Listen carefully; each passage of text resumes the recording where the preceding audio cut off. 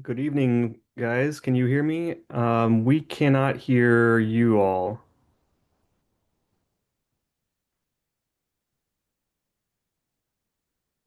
I'm not hearing you either, Kathy. Maybe it's something on my end.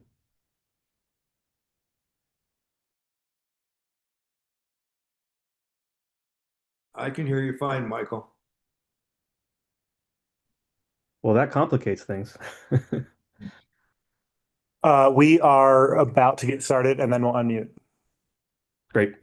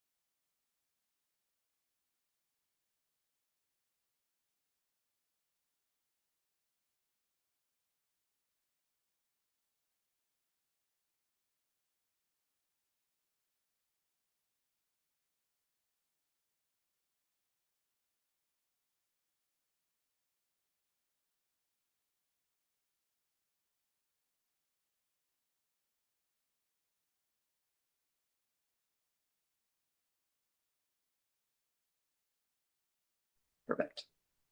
Good evening. This is a joint meeting between the Board of County Commissioners and the Clear Creek Open Space Commission. I call this meeting to order. Is there anyone here or online that wishes to make a public comment? I don't see anyone here. Megan? Online, I'm not seeing anybody that isn't a part of open space. All right, we will close public comment. Let's just for my own edification, I know everybody, but let's go around and introduce ourselves. I'm Rebecca Lloyd. I'm the brand new chair for this year of the Board of County Commissioners. I come from the east side of the county. I'll go next. My name is Megan Heiler. I'm the Public Information Officer here for Clear Creek County, and I'm going to use this part as a plug. We are now live streaming on 3 places. So if you're watching this, you can also watch on YouTube and on our website. This is a new development, very exciting. I just want everybody to know. So. And newly married, is that what I got married in July, yes. there you go. Yes. Oh, that's not new then. We're all married folks now. But thank you. I'm Martha Tableman. I'm Clear Creek County's Open Space Coordinator. Margie Casberry, Empire. I am on the Open Space Commission. George Marlin, County Commissioner, Idaho Springs District. Peter Lichtman, County Attorney. Colin Roloff, County Manager. Amy Hendricks, Deputy to the Board of County Commissioners. KX Dell, East End, Open Space. Jody Hartman Ball, County Commissioner, District 3, the West End. And online, I see Mark. Yes, hello there. Mark Cuccinella, Open Space Member. I'm Michael Rogers, Open Space. I'm in Idaho Springs. Well, right now I'm in California, but I live in Idaho. Hi, Michael. Kathy?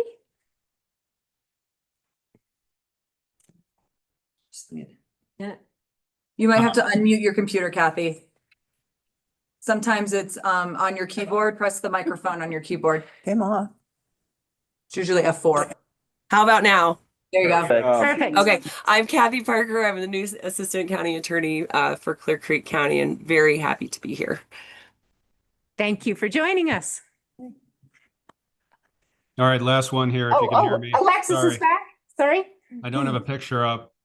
For some reason, my video is not working great, but Steve Hugendorn, Open Space Committee. Hi, Steve. Welcome. Thank you. Alexis Solden, Clear Creek County Public Lands Manager. Very good. Thank you. Well, let's turn it over to open space. Martha?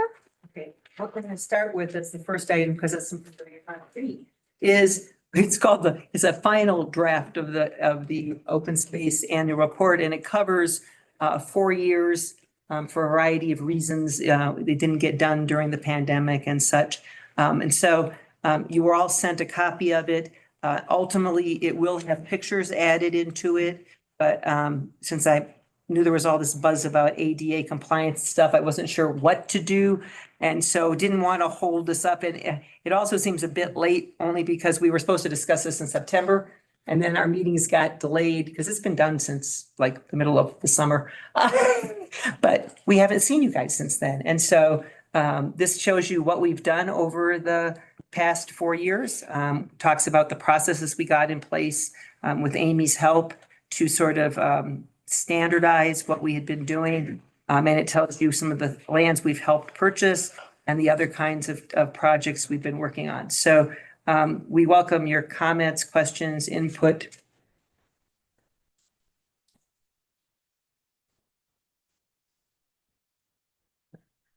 Why don't you give us a high-level overview? Yeah, I gave you high level. You want me to do more of an overview? Yeah, lower level. Lower level, got you. A little further in the weeds. Okay, so, and some of you, well, you have seen this in the last year. We came, and this is gonna overlap. We may have a really short meeting because this is gonna overlap with our accomplishments. We started doing the land use recommendation process, and it was really set up to be for new acquisitions.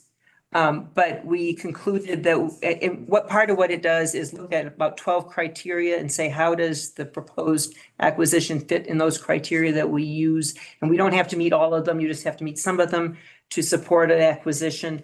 And then we decided that we have all these properties that we got that are either former BLM or that we have purchased or were donated to us over the past 20 years plus years.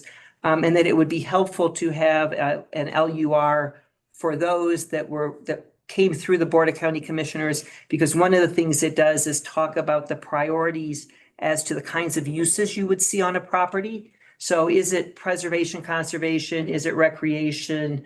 Is it wildlife? Those kinds of things. And associated with each of those levels is kind of a different level of development you might see on a property. For example, something in the sheep keep might have, we would do nothing on it because you would just, it's a lambing area or something versus like the Floyd Hill open space area where we put in trails, including bike trails. So the thought was to document on these LURs for each sort of group of properties where we are on those. And we did that, and we brought 4 or 5 of them to you. I want to say it was mid-year. It was before Amy left, so pre-July. To get your approval, because then the thought is that will help guide people in the future as to how to manage it. And for the trails team to look at and say, we're going out to work on this property. What are the parameters that we need to consider in putting on trails? We also, in the process, I have done about another 8 of them. We just haven't finished them up and gotten them to you. And the LURs are to lead into the other thing we developed, and you guys approved the Alvarado land management plan, was have developed a land management plan. You do the LUR on new properties to get approval to buy them. On old properties, it's a way to document the history of the property. And the other reason, just as an aside, to document that is that with Frank Young's passing and me being here 20 years, and I'm not going to be here for forever, that there's a lot of knowledge that needs to be put down on paper so that people 5 years from now or 10 years from now can look at it and say, oh, this property was former BLM land. It was kept for these reasons. And these are the goals for which it was kept. The next step then is to do like a land management plan, and that's what we did for Alvarado. And we are partway through doing one for the sheep keep, and that then lays out much more specific tasks, putting in trails, closing roads, whatever those kinds of things you would expect. So that's the whole thing with the new processes for management and acquisition. And so you will see more of those in the coming year as we move forward. Quick question. Sure. LUR land use. Land use recommendations. Recommendations. Thank you. And so it was really created in terms of or acquiring property, whether it's a donation or buying, or as we did for Taylor Kennedy, we're going to provide funding for. But we're going back and doing it on the old properties because we're documenting why they were kept. Very good. Or why they were bought. Yep, because we didn't have the process, but we want it to be documented, so in the future, people know. Thank you. So in terms of management activities, in the time period in which this has all gone on, we actually had a land management plan for the Hidden Valley area with Sawmill Gulch, and that's now all changed because we sold the right of way to CDOT and they're making it into a highway. It shows you what happens when you take multiple years in one plan. It's true. Peaks to Plains. We have been working with other folks who are along the corridor, and the new name is going to be the Clear Creek Trail because most of the entities along the area, along the entire length from the confluence down in Commerce City up to here at Loveland, call it the Clear Creek Trail. And so the branding that they've developed for that is going to say Clear Creek Trail, Peaks to Plains. And if you go back further here, people will remember us and we still call it often the Clear Creek Greenway. So we've been working with them. You will see something in this coming couple months. There's a collaborative that has sort of formed, and they've developed an IGA, and it needs to go before the branding that was developed needs to go before the Open Space Commission, which will then advise you guys. And then Peter needs to get involved and I don't know if Amy showed you that before she left. No. Okay. Amy was in charge of that before she left. There is an IGA that kind of explains how this collaborative is going to work. And so we will get that to you and let you see. And it doesn't have, there's no real there's only monetary stuff if one decides to do something. Like we did the branding plan, so we contributed some money to the branding plan, as did the other entities. Did the board sign the IGA? No, it hasn't come before you. It's not finalized yet. Okay. Yeah. I know. It's been in the, this has been in it. Did? You did. Okay. Oh, did he? He did review it. It's back at the collaborative right now and they're just working on final changes. So it'll be brought back to you in the board. And It's ready. now I recall the discussion because I was unaware of it. Yes. And then Alexis, that was what I was concerned about. Now I remember. Thanks. So, I mean, it doesn't obligate us, I don't think, particularly to any funding, unless there's something like when they did this branding plan, everybody contributed some money. And that had to get approved by each entity. So I was part of the rebranding too, the committee that decided on the name and the logo and colors and whatnot. We sent one person there, so Clear Creek did participate in it. Oh, yeah. I mean, and Amy was heavily involved with working with Norris on it and such. So it kind of was moving along, and when you're dealing with that many entities, it takes a while. I know they all looked directly at me like, now what are you guys gonna do? Yeah. I was like, well, give us some money. Right, and it clearly the entities along the trail have very different monetary resources and different issues and are in different places in terms of signs and stuff. I think it was Wheat Ridge or Arvada was already put up a whole bunch of signs. Did we get any signs? Because we were supposed to be allocated X amount. Did they?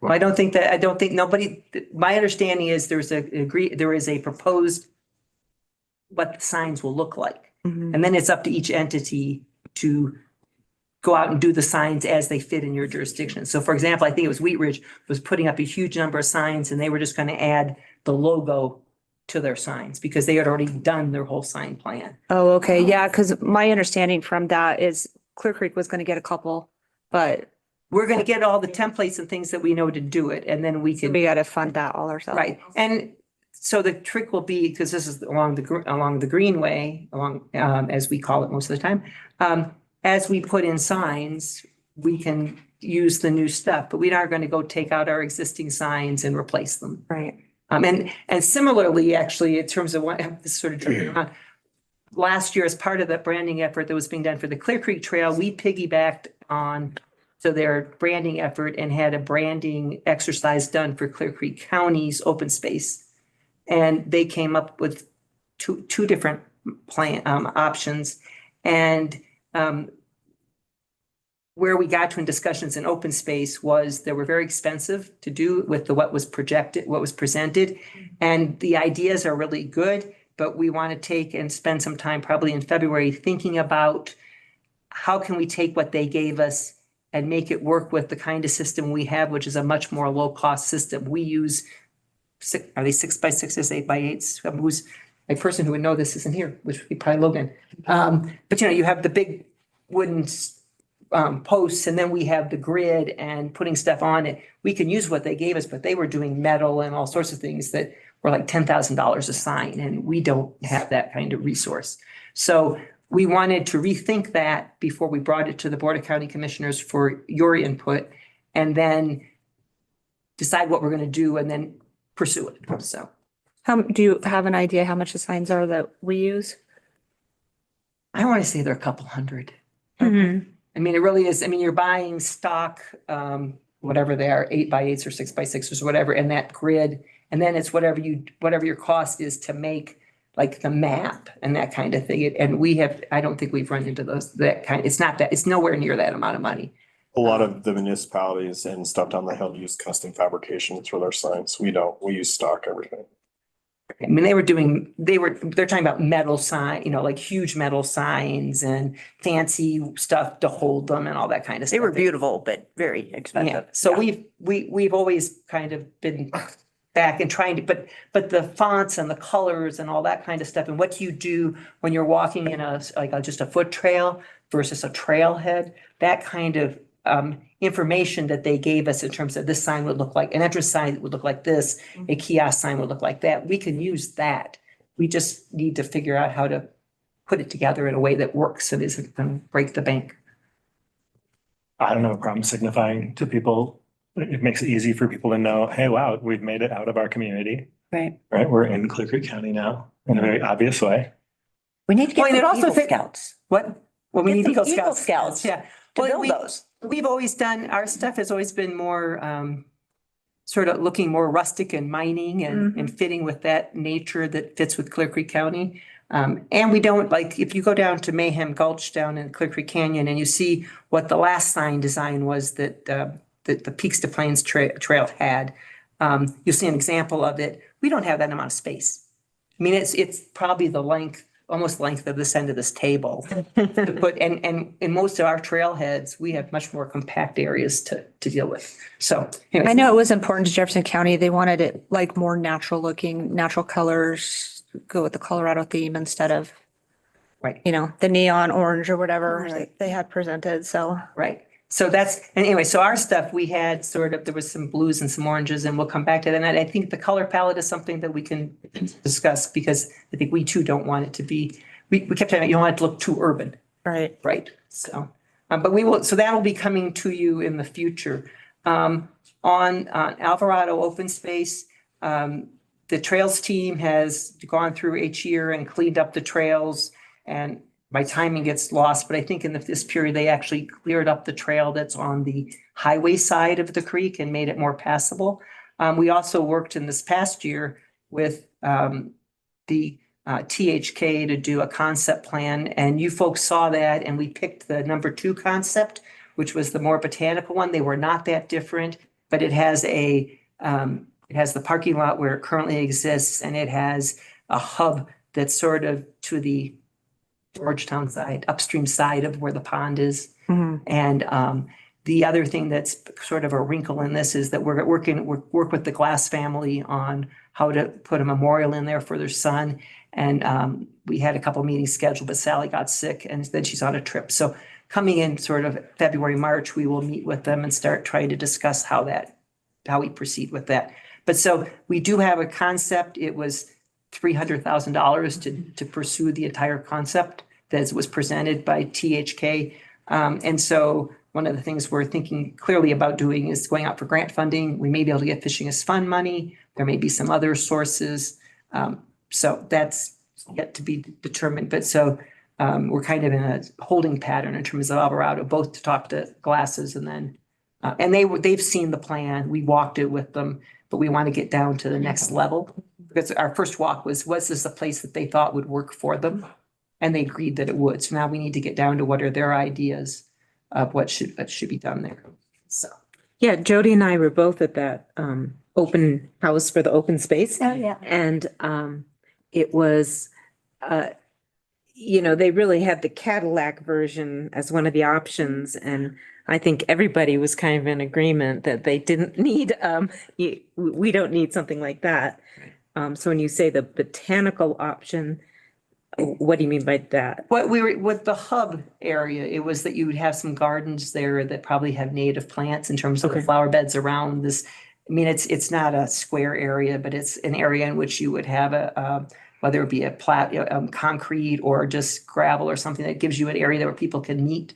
But around that, you'd have some beds. And then there was some to talk about putting some wildflowers and things over where there's between the pond and the creek. So it was more that focus. For the other one had like hammocks hanging. An amphitheater. Yeah. So but between the two things, in terms of the trails and stuff, not a lot is different. The trails are sort of where the trails are. So I do think that one of the questions is we had done the plan where we took out the caretaker's cabin and the two little buildings that are still there. And I think the Glass family would like to revisit that. They really like the flavor of the old buildings. And so we may come back to you with a revised plan that says, we're going to keep these and here's how we're going to use them. Yeah, I remember asking about that when I was there and I was told that they're in really bad shape and it would be expensive. It kind of depends. Is this why we see asbestos abatement as a 2026 goal? No, that was a 2025 goal. And we did do it. The asbestos abatement was done in the caretaker's cabin, which is the one it's the biggest one and it's in the far back left. Yep. The other ones, they're various ages, but they're old buildings. And there's some roof repair and stuff. And I think that is one of the questions. If we want it, particularly the back one, the caretaker's cabin, if we want to keep it, it may be a whole lot of money to fix the roof. And is that worth it? Or are we better off demoing it? But the two other little cabins may be easier to keep. But I think that's the kinds of questions that we need to look at and get some estimates. Get some roofing estimates, and they were just high. How old is the cabin? One of them, well, I'm guessing they're from the 20s. There's 1920s. There's one that's newer than that. Never know. No, you're right. You're right. I forgot that we have 2020s. Sorry. 1820. Well, no, this area, for those of you who may not know, it's my understanding that this was an RV park in the 60s. And that you came in off of US 6, which sort of went somewhere along where I-70 goes now. You were somehow driving over there and then you turned in instead of turning in off of Alvarado. And we found the sign, one of the signs, it was like an arrow pointing like where you would come in. And there are remnants of things around the area that show you that there were RV pads, kind of things. Anyways, so there's one building that probably may have been built in the 60s and there was a house there, but we did demolish that years ago. But I'm guessing the house, the big house, the caretaker. The Shadow Mountain Resort thing. Yeah. And we got, so, but that's, I mean, it's a good question and we'll figure it out. And it does, if it costs too much to repair them, then. Well, if it's sufficiently old enough, we can, an idea maybe HistoriCorp and Shannon at Denver Mountain Parks might be able to help. They'll fix stuff for free. Oh. They have students that come in that restore historic buildings. So if it's old enough, it might be worth checking with them see if they'd be interested. Sure. That's great. I don't know if the 20s would be old enough, but maybe. And it could be 100 years old now, so that probably. Yeah, I don't know what their threshold is, but they've done great work in other parts of the Front Range on stuff like this because and they do a lot of work in the national parks. So No, it's a good idea. And there may be, I mean, Cindy Neely over the years has very successfully gotten money out of History Colorado. Yeah. For various things around here. And there is some thought, although it isn't definitive, that, I might forget the guy's name, Jackson, who did the discovery. George. Yeah, there's, yeah, I remembered the last name. I thought that's good. That this Alvarado may have been where he actually came back to after he found the silver and gold, and then he left and then he came back. There was some debate about this, and Frank was looking into it along with Chris and those folks, and I don't know where it landed, so. It may be really historic in terms of stuff. So who do we put that on? Checking on who can give us money? Yeah, we can, Alexis, she's talking to Shannon tomorrow, so on HistoriCorp, just see what their interest is, because they Yeah, did some of the barracks at CCC camp. Yeah, Uh-huh. typically 40s or 30s. Okay. there needs to be some aspect of significance Yeah, to the building too. So I think we'd need to establish the George Jackson or George So, link first. so that's, Drop the last name and, you know, George Jackson discovered gold in Idaho Springs and then George loves this park. right. Well, yeah. George. There was a bunch, there was a bunch of books at the visitor center back when it was open to the public, like about the Dumont loss in Downeyville. I don't know if they include that as part of Georgetown, but there may be some history that we could research, you know, in those books. I don't know if they're still there. I don't know what they did with all that stuff. They have, I mean, I presume there is a library at the schoolhouse. And I know, I remember Frank showing me somebody, and I don't know whether it was Christine Bradley or somebody else wrote a book about Georgetown. And I remember him showing me the picture of what where before the lake was there and all the roads and all the tree, and actually all the lack of trees because it had all been mined out. So there are some books about Georgetown, and Christine Bradley would be a good person to ask because she was our archivist and she's done lots of. Another one is like Debbie Dine, I think. Yes, yeah. She might know. So. I only have a couple of comments on this document. The first is just, wow, we got a lot done over the last 4 years. It was a busy 4 years. Really grateful to everybody that was part of that. Just a couple comments on the document itself. Some of the language around OSC involvement in county efforts is present tense when, as of today, it's probably most appropriately past tense. Might be worth like the CDOT's Floyd Hill technical team. I don't think they're considering the I-70 Floyd Hill redesign anymore. I think they were. And so this is me being too nitpicky. I see, and this is kind of a stylistic thing, so take it or leave it, whatever. I see kind of the overuse of quotation marks around words. General open space staff and the trails team spend a significant amount of time on general management activities, and the word management is in quotations for some reason. This is very nitpicky, and so just, you know, bear with me here. Actually, that's all I have.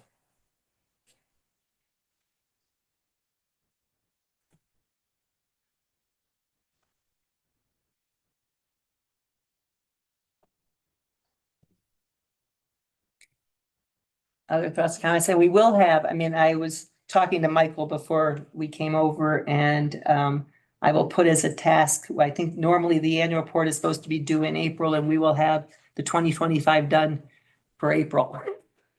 So that we're not behind anymore. So. Is there a theme to the last 4 years? Is there a theme? The reason I'm asking this is I love at the end the call out to Frank, and it might make sense to, I mean, it kind of makes me feel like maybe there's a theme in the last 4 years around transition. And I would not object at all to this document really emphasizing Frank's legacy and what the OSC has done to try to transition through his loss. Well, there's also, if you go back, I mean, transition is not, it has multiple things, which we also had the passage of the charter and things. And so there was a shift in how the open space program ran and was managed. And so that's another transition, which I tried to capture in the beginning. But yes, their transition is a But I'm just like waxing philosophical. I'm not asking for a rewrite, like, you know. That's all for me. Actually, and for those of you that were at the thing on Monday night, someday I will send you the photos. We did it at the end, we talked about Frank and I had a lovely PowerPoint and we couldn't use the PowerPoint, so people didn't get to see the lovely pictures of Frank. And there's some very classic Frank photos, so. Mhm.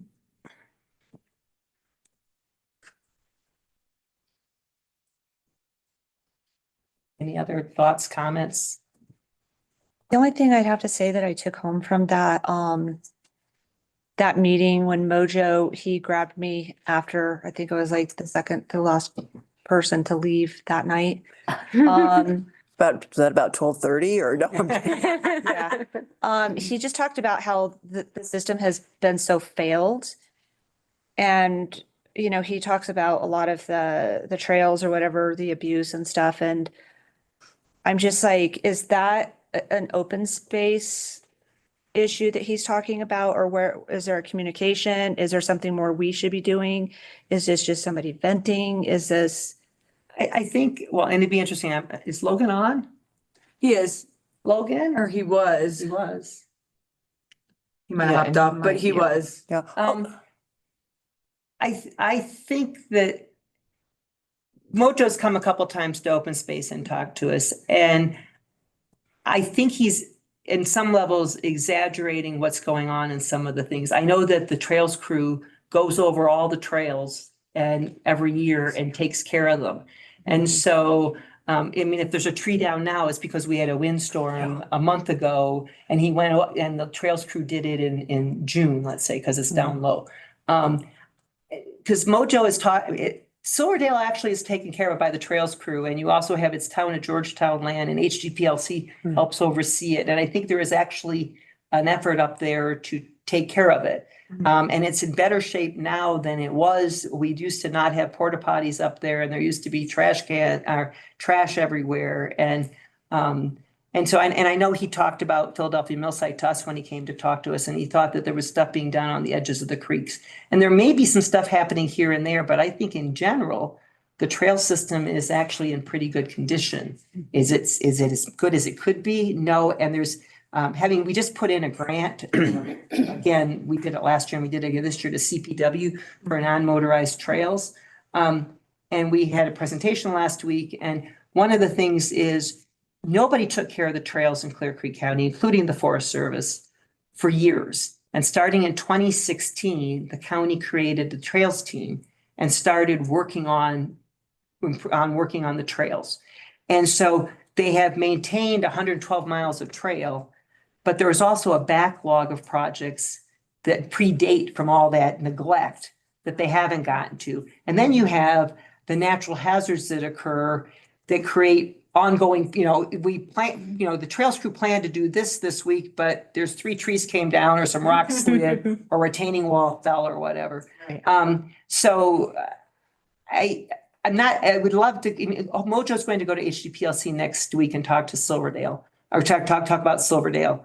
I'm not sure if he's exaggerating, if he doesn't understand what trails look like that are used. Yeah. Let me address that a little bit, if you don't mind me Sure. interceding. Yes, he does exaggerate. Number one. He also has an incredible passion for this county, and he wants it back to the way it was 50 years ago. Don't we all? Yeah. Right? Well, what's not going to happen? So he's very passionate. He just doesn't know quite how to navigate some of that passion. I do appreciate him for being the visionary that he is, and there's always room for improvement in anything. Our trail crew, Logan and them are doing an amazing job. And there's what, 200 miles of There's 200 trail? miles total. And Wow. Yeah, which is crazy. Maintain 112 is what we said to CPW this Yeah. last week. So with all of that said, I think working as an organizations, that's kind of what came out of Monday night, is we have a lot of wonderful organizations that have also incredible passion for this county. And how do we navigate the tourist industry coming in and loving our trails and our open spaces to death And then how do we keep things moving in a positive direction? So I think that's where all of that came from, coming through Monday night. And I think that Silverdale property, for Mojo, that's just got a big piece of his heart. But there are some places to do improvement up there.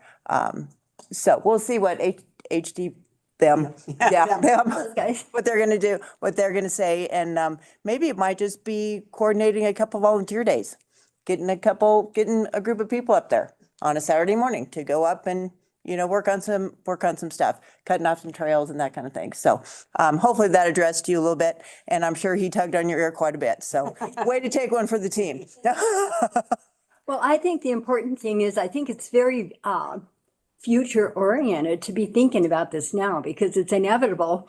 Even if he's exaggerating, that will possibly happen.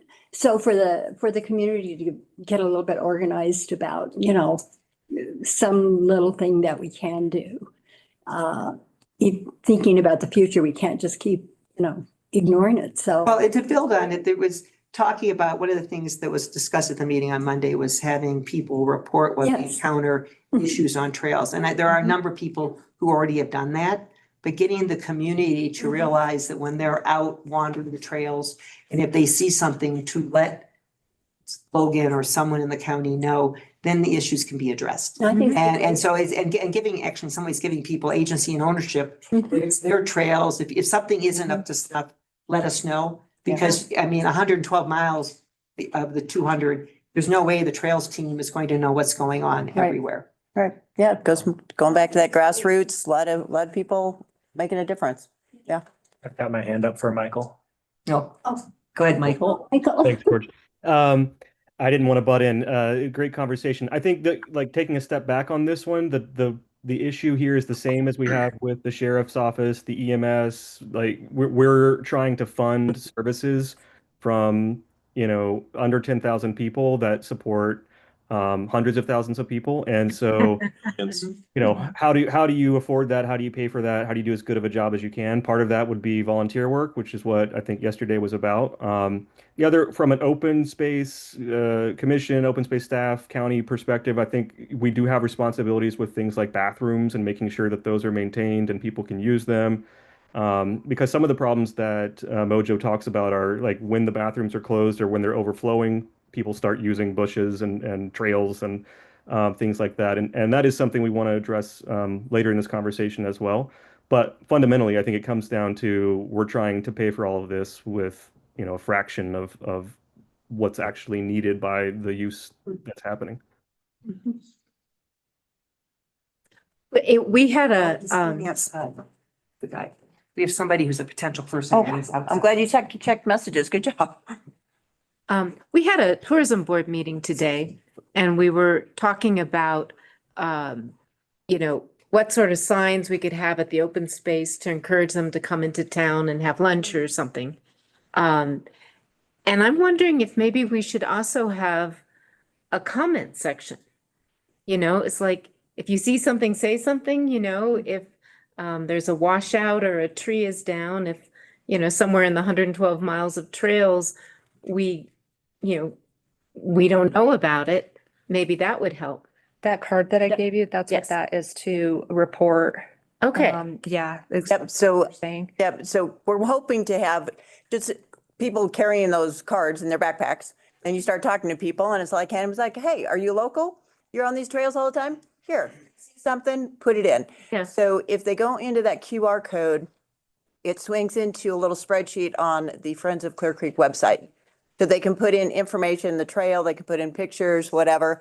Then the information comes into us, and we'll evaluate it and say, hey, this is something that I could go in and fix on a Tuesday afternoon. Or this is something that we need Logan and a big chainsaw. Or, so it's just an opportunity for people to have a place to give information. And then we're hoping to also have something similar. I don't know what it's going to look like, and it has to go through all that branding and all that kind of hoo-ha, but something similar at major trailheads. Right. So that they can have that QR code. So if they don't run into somebody with a nice. Exactly. They can. Exactly. So that was the concept that we've got going. And just to clarify, they're talking about the municipality selecting trails that they think lead people into their business districts. They are not talking about putting signs on open space property. Oh, I'm sorry. Yes, thank you. Just because I know that those are conversations that have been had here about the open space wanting to be part of talking about the signs on open space property. We did signify that if they are proposing trails that are in unincorporated Clear Creek, that we'd like to be part of that discussion. Because that's, driving service demand for us. Can we, Thank you. sorry, I was just gonna also clarify the trails reporting in this card is Mhm. Friends of Clear Creek County, Mhm. not the Open Space Commission. Correct, correct. Okay. Yeah, good. Just Good job. because I know you played. Different hats. I was gonna say, yeah, okay. Doesn't everybody in this county do that? Yes, they do. I mean, and I missed a little bit of it, and we should introduce Ryan North, right? He's a prospective open space commission person, Oh, thank you. and he was trying to get all of us to realize he was outside. But the other piece of it, and I didn't catch all, but if you're talking about trails and things, part of what Logan has done over the last year with following up on the romp was to look at all, and I think he gave you guys a presentation, right? That was, where are all the trails that are currently in the county? What are they sort of the conditions? What else is going on around them? And where are we having connectivity issues or whatever? And so that should be, as the towns are figuring out how you feed people in or whatever, that bigger picture should be part of it. He's got a whole database there that will provide people with places to figure out what they need. So yeah, so just an order of operations here, we have all of our trails tagged in the Placer system. And for 2005, we had 5 million hikers. on all of them. Same, I mean, a whole county, some of it's Forest Service land, but that's the extent of the pressure on the system. Yeah. Can you give me those dates again? 2005, Since 2025, 2025. No, last year. Just last year. 2025, Just last year. 5 Million. million. So that includes Grace, Tories. Yes, all, Wow. that all, like, if you just talk about like Clear Creek County's trail system, that includes Forest, Guanilla Pass, St. Mary's, the east side of the county, Buffalo or Chief Hosa. No, Mountain. Chief Mountain. Chief Mountain, like all of them, it's a little over, touch over 5 million. Are those authorized trails or unauthorized as well? It's the ones that we have in the system that are polygons, so they're authorized trails. If we go off of unauthorized, if we go all activity outside of the county, outside of the towns, we're talking 7, probably. Wow. But that gets a little weird because, they could just be landowners wandering around. It's a little bit different. And that's why we went through the process of drawing polygons around all the trails. So this includes the trail map plus 100 feet on either side. So we're catching the whole ascent. How do we catch that? Yeah. Cell phones. Oh, right. They're being watched all the time. Thank you. So we just know that, if we built a heat map of this county of where people live, obviously it's the eastern section and along the I-70 corridor and 40. Again, a third of our population was in 1,000 feet of the freeway, right? But if you build a heat map of where we're picking up phones, it's the entire county, including all of blue sky, that entire wilderness area. I mean, it's everywhere. And so I don't really think, now that we have a better understanding of the pressure that the trails get, I think that has a lot to do with the condition that people are seeing. That you're just getting use that's exponentially higher than it's ever been. Plus, not to be invade too much this space, but the use of the trails, like the rise of mountain biking, puts a way different amount of pressure, I think, on some of those. Absolutely. Too. So, that's just my 2 cents. Thank you. I wanted to mention NOCO too, because all of the other partners send their open space people. Ours, I think, will eventually be Alexis. If things go as planned. But with the grants that we received, the 584,000 or whatever, a portion of that's going to go to unauthorized trails. And so they're going to come to me, and we'll probably discuss this in February, and ask, what trails do we have that immediately we want to shut down, and they're going to ask Gilpin, Larimer, and all those. And so that's where I'm going to have to go and fight for the money that we have. And we also need to kind of get together we're going to do another grant process this summer.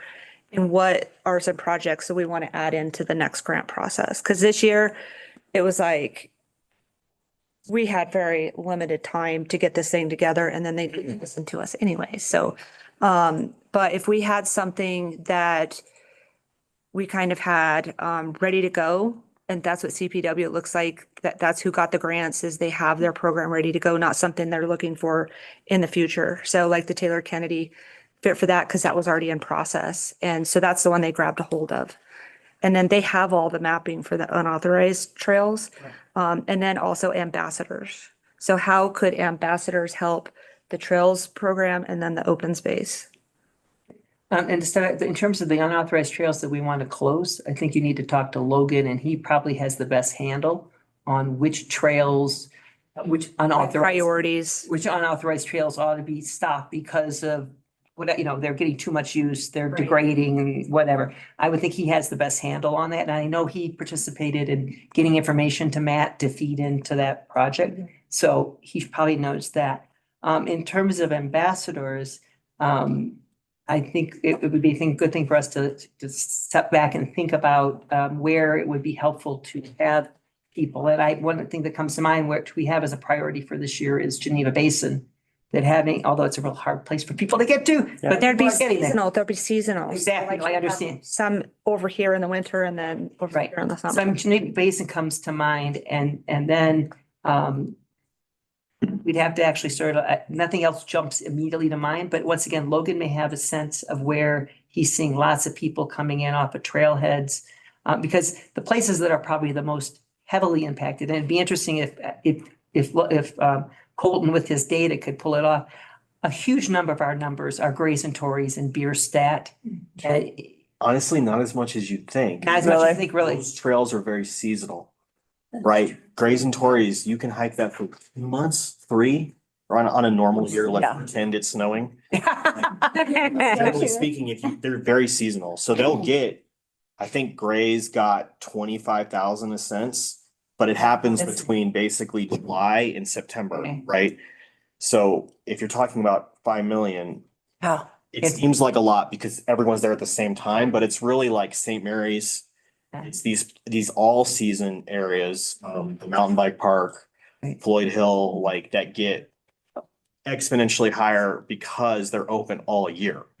So obviously, if Grays and Tories is open all year, it would get huge amounts. Well, and like Pass is closed for 6 months, and it still gets an insane amount of visitation, right? Yeah.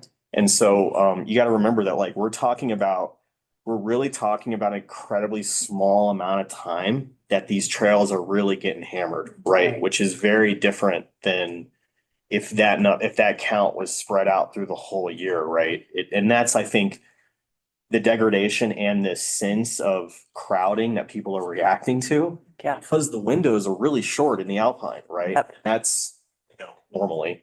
Well, and in terms of where, Geneva Basin comes up because we were there and it clearly is getting used, and you want to sort of make people aware of the sensitivity. And apparently Logan is back online.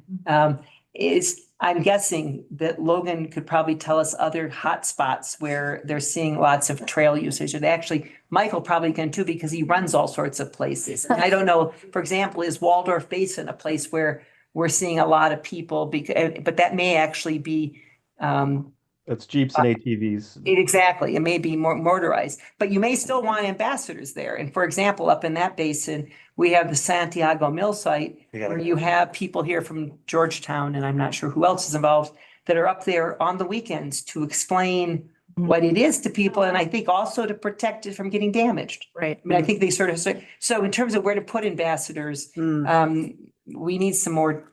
Other than Geneva, I can't give you places off the top of my head, but between Logan and Michael and some other people and consulting with some of the other folks who I mean, Joe Walters from CPW may know, and the Forest Service the recreation people may have some sense. I mean, I know that like Saxon Mountain gets a lot of OHV kind of uses, and Mark could probably tell us, I think there are things up Empire. But we would sort of need to ask that question and get some data collection to figure out if we had 5 ambassadors, where would we put them? Yeah. What are our priorities? And Geneva may fall out on that because it may not be as many people and as important as some 5 other places that you're. Well, and we can move them around. So if it's like that month, as we know, it's like gonna be really bad, they can be there, and then they can come with tools. They can, the educational part. And then the other question, this is probably more for Colton and Alexis, is I need to designate somebody that is privy to the information we get one person because it costs $100 for NOCO. And that is a password protected. Do we want it to be by a position or a person? And then we have to designate that title. Access to what information? It's the unauthorized trails, so co-treks, it's something that you don't want out in the public. So it has to be a trusted person. Trust me? I mean, yeah. I'd be happy That's to the be best. that person. And we can do it by title, and then she gets the password. So if she leaves or, moves departments or whatever happens, then she would pass that on to Yeah. somebody else. I'm happy to. Okay, thank you. And Alexis is coming to our February meeting, so I can introduce her, and she knows Katie, but they can get to know her, and we can discuss that then. Right. All right, so where are we on the agenda here? We've gone all over the place. And good. I guess, Michael, do you think we've done enough on accomplishments? Sorry, classic, looking for the mute. Accomplishments. So yeah, the LURs, developing that, both for future looking and backward looking, was an accomplishment. The on-sites, we wanted to highlight that with you all. That was great. That was the first That's time in a long time that we've done on-sites with the Board of County Commissioners. Spending time with you all, sharing priorities, seeing the sites, I thought was a huge win, and we want to do that again this year. Putting out fires. Yeah. Literally, yes, literally scooping water from a creek to put out a fire. The Taylor Kennedy purchase isn't 100% final, although I think Cindy met with them yesterday, so we're close on that. So that will be something good, and yeah, I think that's the main things we accomplished in 2025. I know this document is actually over the last 4 years. I'm kind of focusing on 2025.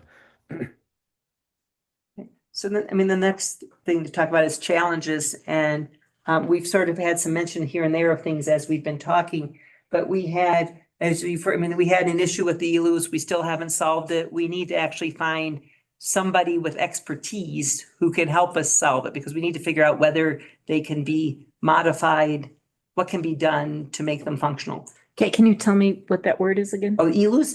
Yeah. It's ELOOS. And these are the restrooms that are at Game Check. okay. Oh, so that's it. Okay, sorry. At the Game Check Station, Philadelphia Mills site, Whitewater Park. I think that's it. And they're an evaporative toilet, and they kind of worked okay at the Whitewater Park and at Philadelphia, but they never worked well at the Game Check Station, and it has to do with that it's too shaded. And then we had the problem that we ran into with people dumping garbage and things in them. And so one of the questions is, can they be retrofitted to become composting toilets or vault toilets? Because what we have at Dumont, at Upper Dumont and at Floyd Hill are vault toilets, which is what Jeffco and the Forest Service and folks have used, which have a different, use different kinds of things with them. But we need to find, and I've been on a search and I haven't had much success actually, is what kind of expert do you talk to give you an idea of what your options are to do with this. And so next on my list is Applewood down, the golf course down in Applewood down in Golden had one of these, and I don't know, I need to call them and see if I can get to their grounds person or something to find out. I've heard that they converted it to something. But I don't know whether they took it all out and started over or what they did. So, but they've not been functioning. We ran into problems, and so we locked the buildings and we put porta potties out in front so that people had someplace to go. So that's been an issue. The other issue that's been a challenge is maintenance in general. Floyd Hill, the open space there, that trailhead has become a rest area for people in tour buses. People who live in the neighborhood or people that have been there using it have reported this to us. And that facility, while it's like your standard Forest Service double, whatever, is not really made to have, a bus of 60 people or however many people are on tour buses stop and use it. So it has increased our, the demand on it. And so. Can we put signage? What can we do to remedy It's that? public. It's a public place. So. Can you limit how big the vehicle is that? There you go. Or I know, put some curbing up. It's like no vehicles over 15 feet or I something. know, I mean, it is, but it's an interesting problem. So, we need to figure out, and when we had the reduction in staffing last year and we lost John Butcher, he was the person who was going to the trailheads and cleaning them. And so, the trails team wasn't particularly thrilled to pick that up as a project. And so, we actually have hired somebody for Upper Dumont, and hopefully she will also pick up doing Floyd Hill. But one of the advantages of the porta potties is the people who own the porta potties that we rent them from do it all for us. So then that relates. I mean, one of the challenges, and it's not new to anybody in the county, is declining revenues. I mean, if that costs us money, we have to find an outside person because we don't have staff in-house to do it. But that's so as we build things and provide things, we need to be aware that we're going to have ongoing costs associated with them. So that's a challenge. The other challenge, which we referenced earlier when George was talking about transitions, is we've had staff transitions, and it's a positive and a negative. You have just, we lost Amy, we gained Alexis, but you have an information flow, you have retraining, and all those kinds of things. And we've been going back and forth on things like, I thought there was a financial spreadsheet that we had, that the finance committee, we have a small finance committee on the Open Space Commission, had developed. And Jackie, who sent her apologies, and I don't know if people told you that, she's sick. I thought they had developed a spreadsheet. And when I wrote her yesterday about it, she said, no, that they actually hadn't. And I think Martha, that was maybe a miscommunication, also because she's feeling so sick. There is a spreadsheet with properties and projects tracking, but it's not finished. So we need to get that from her. She was kind of midway through that with Amy. But you and Jackie and Alexis can look at that and determine, is this the best way to move forward with this, or is it better to work with the accounting team? But yeah, that does exist, and we can make sure I thought so. I was looking for it because the thought was to try to start. People have been wanting to have a sense of what are we putting into each property? How much money is it costing us?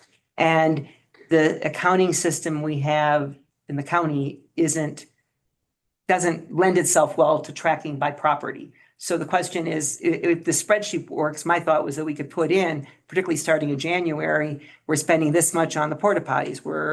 The trails team bought this many materials, whatever, as you go across. And I thought there had been a spreadsheet, but anyways, so knowing what our costs are and tracking it and having declining revenues all go together. You need to know what you're doing and what are your priorities. In terms of other challenges, I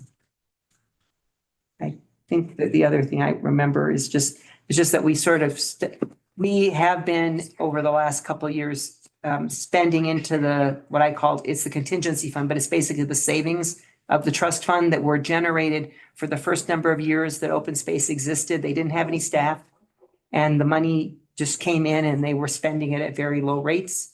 For the last couple of years, if you look at the costs, the fixed costs of salaries and benefits and paying for facilities and management and maintenance kinds of things, we have been spending more than we get in revenue because of the declining revenues that we've been seeing from the mine.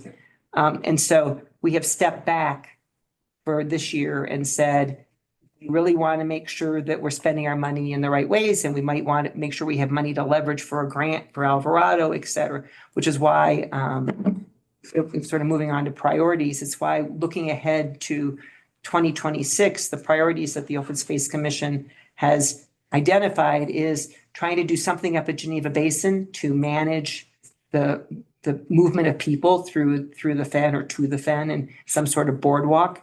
And developing a sign plan, which is different than the branding plan. It's more kind of you have kiosks at trailheads. You may have small signs at the entrance to foot trails, kind of what that booklet looks like. And that relates to the branding because you would put the branding into it, but something that trails crew then knows. If you go on Floyd Hill, there are little signs that tell you which trail you're on and which way they go. It's taking that and having that documented so that we develop another place. They don't have to say, well, now what do we do where? Oh, it's here. We know we do this. I know we kind of ran into that when we were going up there. We're like, is this right? How much further? How much further? How much further? Right. So that's been on the agenda and it kind of overlaps with the branding. So those are priorities for this next year, and then looking for opportunities to get grant funding. And historically, open space has been very successful at getting grant funding for buying land for projects. I mean, the whole redo of the Floyd Hill trailhead, Amy put in for a grant to GOCO and got it. We spent several $1 million, of which we spent it, but we got from GOCO several $1 million to build the trail that's in Clear Creek Canyon. I can go through, we've gotten a lot of acquisition funds over the years, and we've been successful at getting, I'm gonna call them construction funds, but funds to do stuff. Because it's one mill and it's divided, originally it was 75-25 acquisition management, and it's now 60 acquisition, 40% management, which doesn't give you a lot of money. And that includes if you want to build something that comes out of quote management. We've been very successful over the years at using funds from Fishing is Fun, from GOCO, from foundations to actually do what we need to do. So we want to be sure that we have money in that contingency fund because you always have to have match. And so we're kind of stepping back a little and taking a look at things to figure out where it makes the most sense to proceed.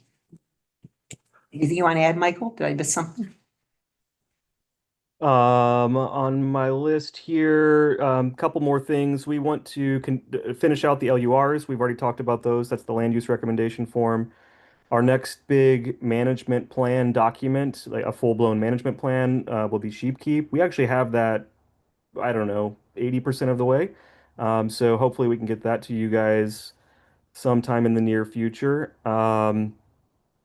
And then something Mark has been pushing us on, and Mark, you can jump in if you want, but is to get more clear on an acquisition mindset and acquisition strategy.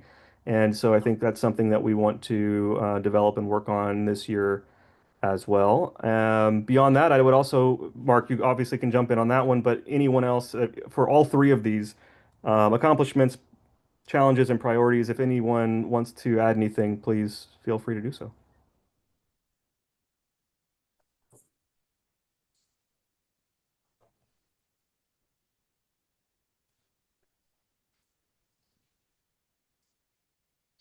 I have some thoughts. I know I'm not on the Open Space Commission, colleagues. I'm curious how you guys would welcome this. And by that, I mean Rebecca and Jody. I think we're on the list for Board of County Commissioners input. So go for it, George. Great. The reason I prompted you two is because I think the ask should come from us and not like just me, right? So, if there's something I say that you think is silly, please let me know. I think with the work that Jeffco has done in the canyon, it's worth it to not necessarily do a all the way deep dive, but just like an update about where is that trail on its way to Idaho Springs and what are the segments that are ready? I don't need an answer right now. Okay. But like something in writing about, where that trail is, how much is left to do. I think we're getting close to a point where, not like our taxpayers are gonna float the whole bill, but where the reason that trail hasn't made it to Idaho Springs is within our jurisdiction. And I think getting that trail to Idaho Springs is, worth working on. So that's one thing that I think what I would ask for is just like something in writing, a quick update. Here's where we're at and where we need to go. I think understanding the state of the open space fund, I heard you talk about that as a challenge. Maybe we turn that into a priority for 2026 is to wrap our heads around what's going on with the open space fund. If we continue as we are, how long before that fund hits zero? What are our options to avoid that?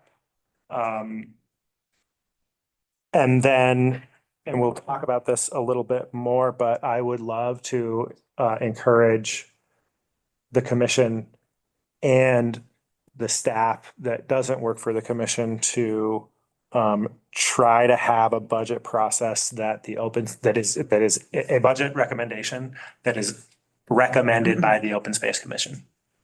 I think last year we didn't get there, and I'm not trying to like make excuses or throw insults at anybody. We didn't get there, and I'd love to get there next year and have that be how we do it every year thereafter. I mean, this year. I mean, this year. Thank you. So colleagues, Here. what do you think about this? Is any of that stuff silly? I mean, I don't want to. No, that makes sense. I didn't realize we had a block coming from the east side.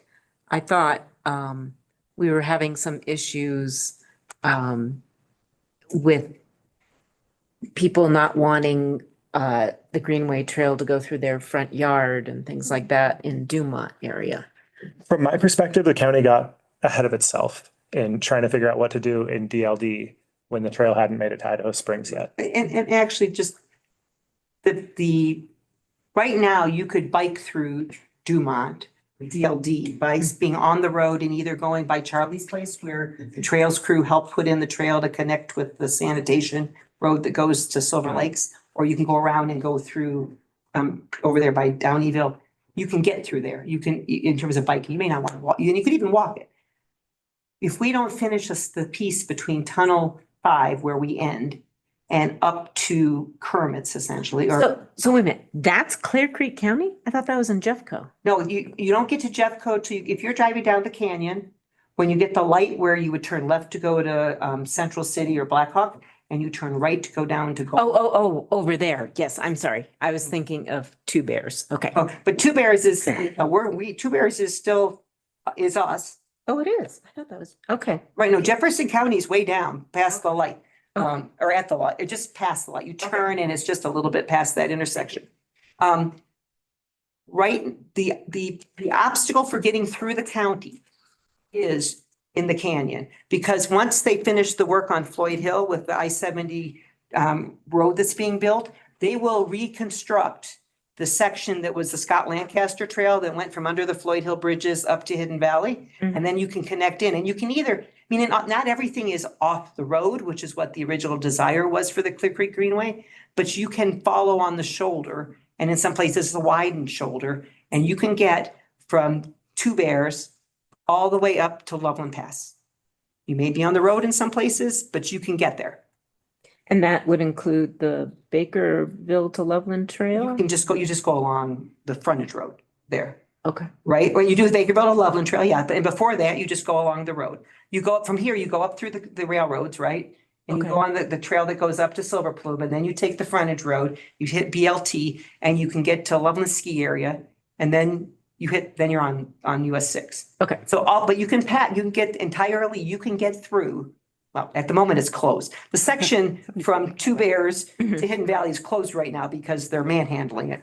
But CDOT will finish that off for us and create it. It will all be ADA compliant and everything.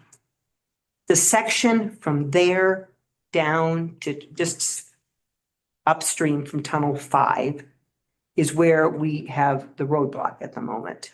And we actually have one section around Tunnel 6 will be fairly cheap to build. And some other sections will be, but there's some pretty expensive sections. And the plan, in terms of looking ahead, is that the work that CDOT will be doing work from Two Bears down to US 40. Right now they're putting in a road that they are using to put their cranes on to build the stuff that's up above.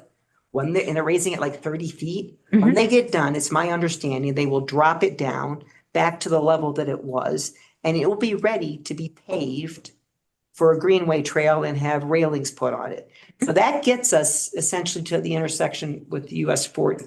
Okay. From there, and our hope is, if you go out for funding, is that we can use that investment from CDOT as match Oh, nice. to go to GOCO, to go to Dr. Cog, to go to whoever we're going to for funding. Because right now, the problem is we don't have any money for match. And that is, and we need to do some design work, et cetera. But then we have a general conceptual plan of what kind of trail needs to go from 40 down to where we end. It's just really expensive. And so we Okay, get, okay, I get up and down. So when you say 40 down, you mean, heading towards east, okay, yeah. downstream. Yeah.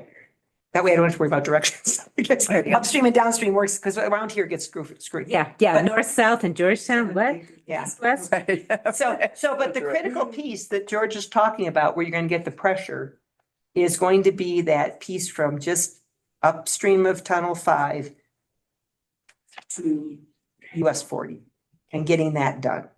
Now, my understanding, and it may be taking longer than that, but Jeffco figures, I think they have about 10 years to get where they're getting to Huntman's Gulch now. I think they have money to go all the way up, assuming things don't get super expensive.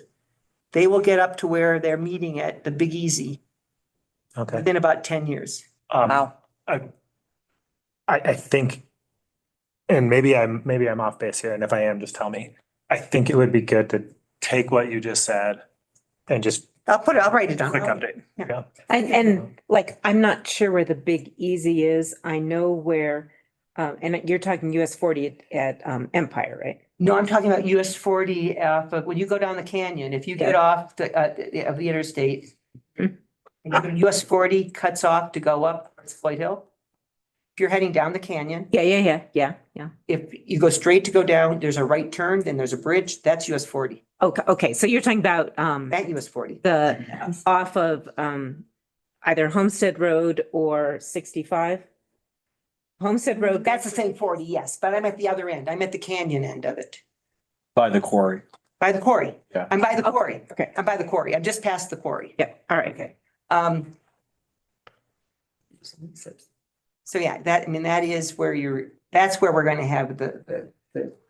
I would love a map once you get to that. No, I will give you, there's maps and Thank you. show you, yeah, I mean, I can write something up and we do have the potential to use the CDOT money to leverage things. We're gonna still need even more than that. And we went in with we were going to go in with Jeffco and we got told we weren't ready at the right phase. You have to have design money or you do design build. So Okay. but it is not a small amount of money. Yeah, I was just going to add to that for maybe everyone here knows this, but the amount of money that open space could contribute to this would be like 50 feet of this trail. True that. Yeah, so we're talking about, millions of dollars. Yeah, tens of millions of dollars. So we're going to have to find other sources than this budget here. Okay.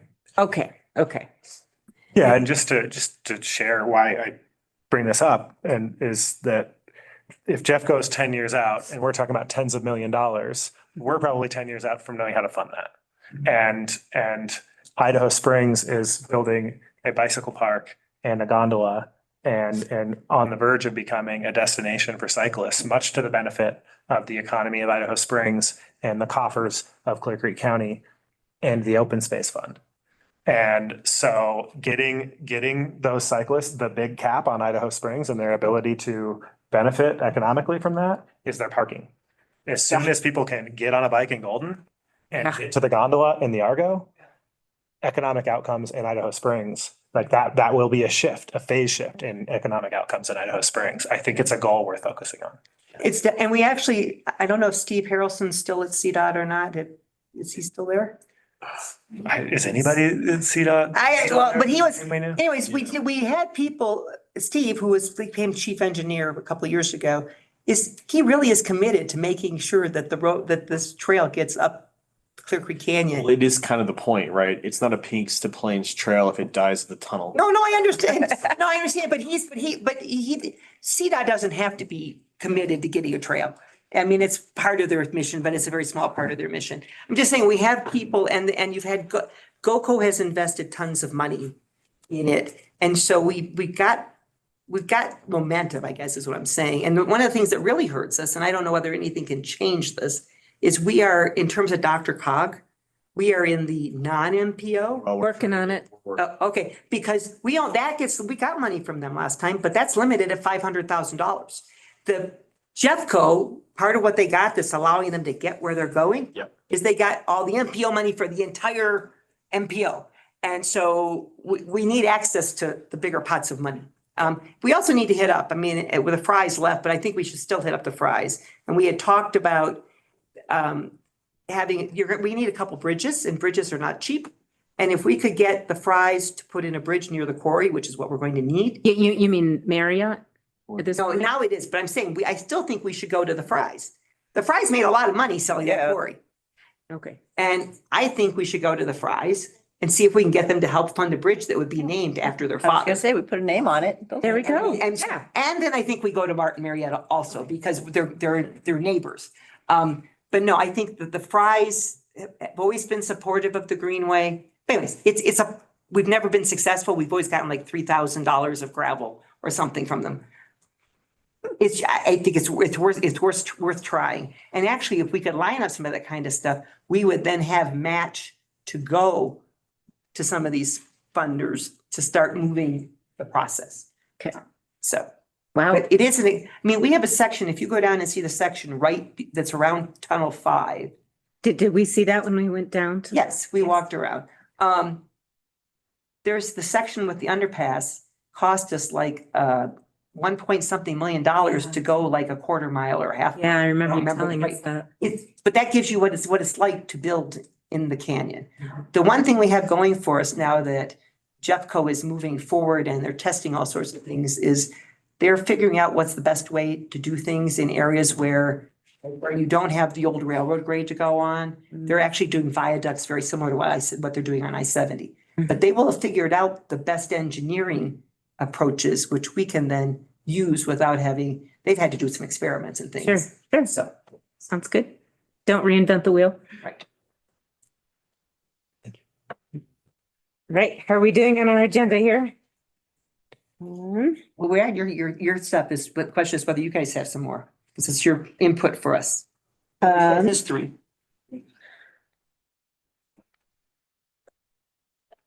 I'll be working with Colton to try to get in the MPO. I mean, we do have all of the municipalities on board. That's what Dr. Cog wanted, Now but they want for the governor to approve it. they're working on the how to. It's been Okay. 25 years since anyone joined the MPO. So they're figuring out, or the last update I got, which was last week, was that they're in the process of working with their legal on how to format the letter and do all this stuff. And then now that they've gotten the buy-in and then they'll send us the letters and the letters to all the municipalities to sign, Okay. to send back to them. But they're working on figuring out. Okay, so they don't need just a letter from us saying all the municipalities have agreed to this. They'll need one from the Alright. municipalities. And But it's significant. I think it's like they got 12 million in Jeffco versus we got 500,000. I mean, it's a huge amount of money. Yeah, I mean, it's magnitudes. Okay. Can I ask you a question? Definition of NPO and Dr. Cog. Yes. A Metropolitan Planning Organization, Okay, Denver Regional Council of Governments. okay. And Dr. Cog does things like health and senior citizens and roads and all sorts of things. And they have a pot of money and I don't know where the money from the state. Federal. Was federal? Oh. Yeah, MPOs are structures usually in urban areas to figure out how to spend federal transportation dollars. Okay, great. Thank you for that definition. And So that could be an issue under this administration, but right, and assuming that things go across jurisdictions, right? So the idea is you have Yes. I'm gonna go from Wheat Ridge to Lakewood to whatever. So we have a pot of money that will help us work across jurisdictions. And it's, there's the nice thing about the MPO compared to other pots of money is that you're not competing against as big of a pool for those dollars.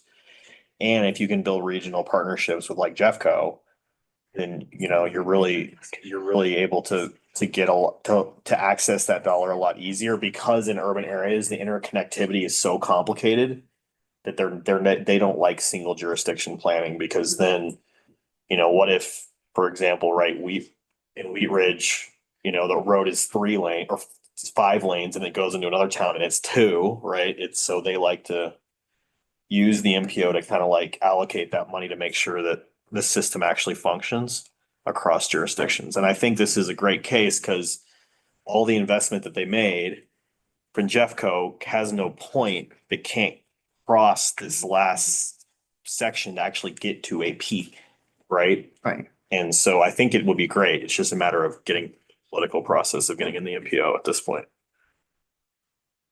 Is the MPO, is Gilpin included in that as well, or? Yes. They asked to be included too. Okay. So the guy that came Rex?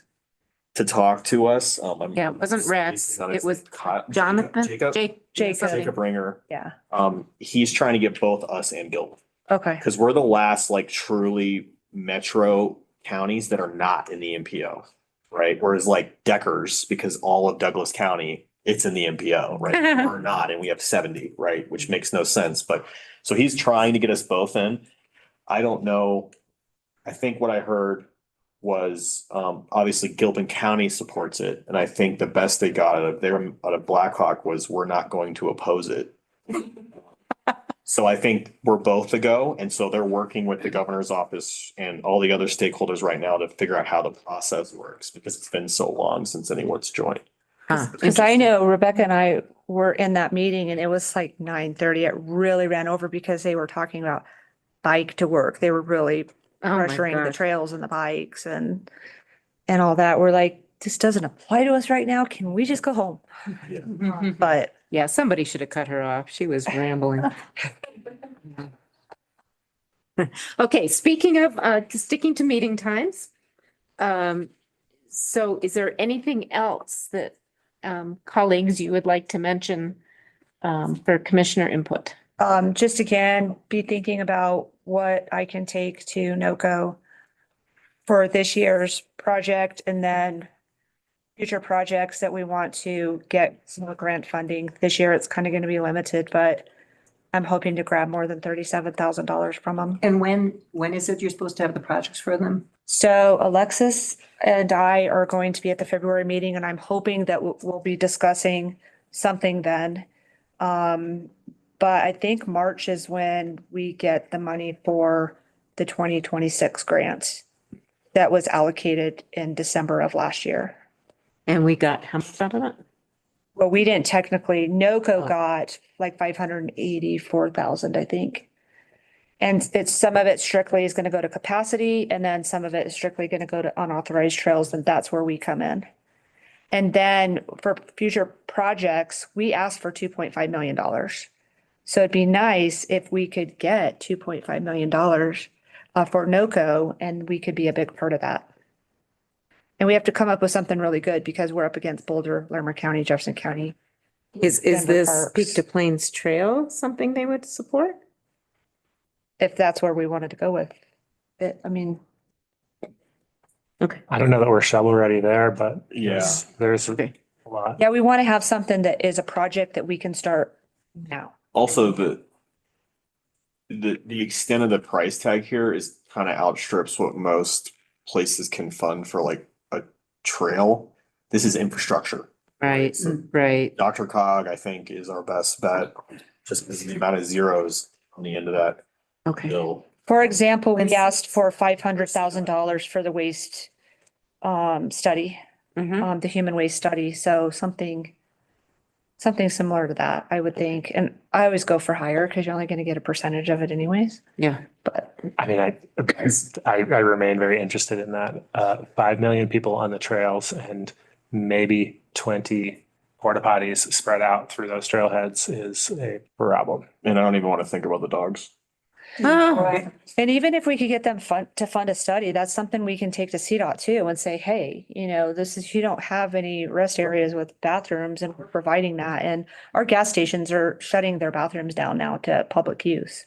oh no. So then that just pushes people out into when you've got 4 little ones in the back of your car and you're pulling up to a gas station thinking Right. We're going to the bathroom. They're gonna pull over at the next place on the highway and just gonna let them go. That's why the sides of the highway are trashed. Yeah. We also, based on what John Butcher told me from last year, the other thing that's causing problems with the bathrooms, which is why they're locking them, is that people, the meth users and stuff, cause all sorts of problems. I won't go graphically, but he was saying that when people go off their meds and whatever, it makes a little mess. So it's just compounded by all sorts of. But do we have a list of what kinds of projects they're looking for? Go to it's nocoplaces.com Mhm. and you can go to what what they stand for, and it's pretty broad. It's, I did have a printout. I should have brought it. Right. One of the questions, do we have a list of it was CPW money, right? It's GOCO, right? That, CPW is a pass-through. Right, but it's money from GOCO that went to CPW that's for the regional partnerships, right? Yep. Yep. Okay. Regional partnerships. Would be helpful, and maybe it's on their website, to see the list of the projects that were funded for all the different regional partnerships, because that then will give us ideas. And this is the first year. No, I understand, but I know they funded a bunch of different They did. regional partnerships, right? Yeah. And I go to the Partners in the Outdoors Conference. And did they release that yet? Cause I know that's something I'm waiting for NOCO to show us. What did they? Yeah, I could say, I don't, but CPW tends to, when they give grants and things, you'll see a list. The regional grants were posted. Anyways, it would be helpful to see the kinds of things, because what comes to mind is it may be possible that the boardwalk we're talking about doing, or the viewing area in Geneva Basin Oh, yeah. may be Yep. something that fits, but is something that's, say small, but that concrete work for it, versus you were talking about, the unauthorized trails. It would be nice to see the range of. This is what I kind of got from the feelers from Shannon, Scheller, she's the CPW person, was what is something that's going to affect our other northern, like Gilpin, the unauthorized trails. So if we can shut down trails, that's going to affect Gilpin as well.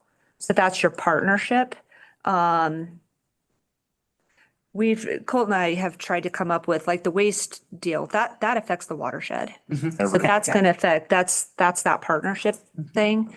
But we also look at the people from the Denver region that come up. If we have to shut down our trails because they're being overused, that's going to affect them too. So I think we could kind of stretch it a little bit. So I'll look to see if we can. And then the environment and the wildlife, as well. Just having an idea, we can look online and see what they've got, because then we can come up with things that make sense, that fit. Given the kind of parameters you're talking about, we can come up with a list of possibilities. Redfin, like you think about when we went up there, if there's people walking across that and they're contaminating that area and it's going into the water stream, like. Well, that's our partner, is the million people that rely on this for drinking water. Yeah, that boardwalk would keep them from doing that.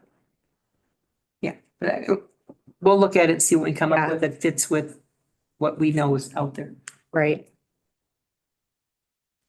My last piece of input is just a lot of gratitude, y'all are volunteers. Yeah. We, at the last board, I think we asked you to level up the way you do your work, and you did. And I'm really, really grateful for that.